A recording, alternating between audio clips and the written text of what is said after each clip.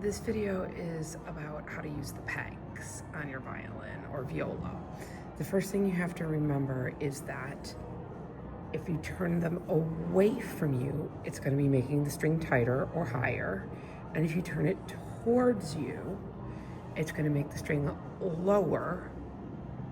looser or lower. So make sure you're going in the right direction. The other thing is make sure you're using the correct peg if you're trying to tune one of your strings.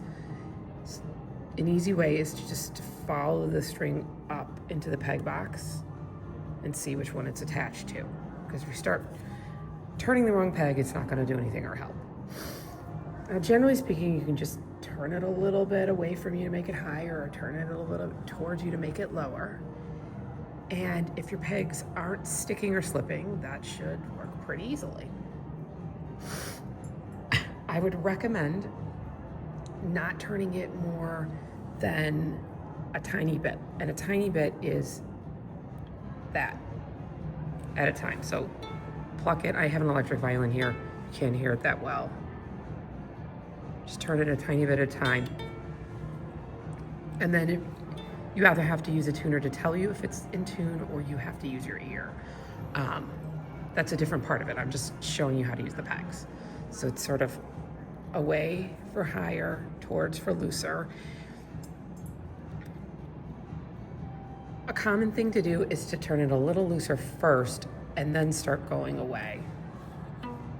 Now that's my A string, it's really low now.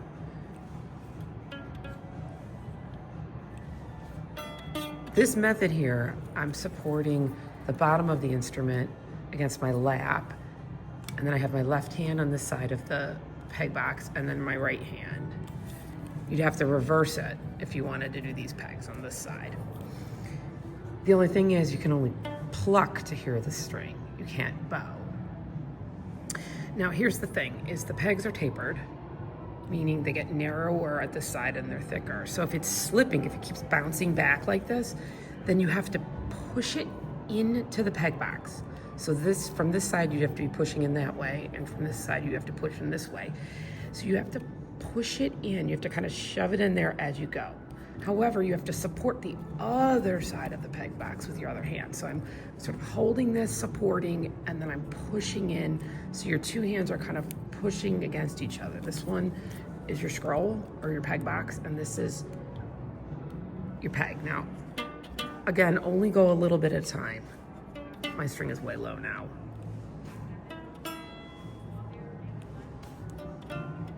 Still low. You can barely hear it because it's an electric violin.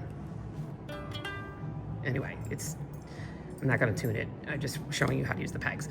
Okay, so there's that. If it's slipping, you have to push it in. If you're holding the instrument on your shoulder and you're trying to bow, then what you do, and this is like a little more convoluted, you have to kind of get one finger on the other side, and then you have to turn and press with one finger. That's much harder to do. So I'm on my A string peg of a violin, would be D string peg of a viola. If you're coming from the other side, you kind of have to stick, so it's always your pointer and your thumb turning, and then you have to get your other fingers on the other side. This is sort of a harder way to push against each other to get the peg to stay. So my recommendation would be just to pluck it on your lap until you're pretty good at that.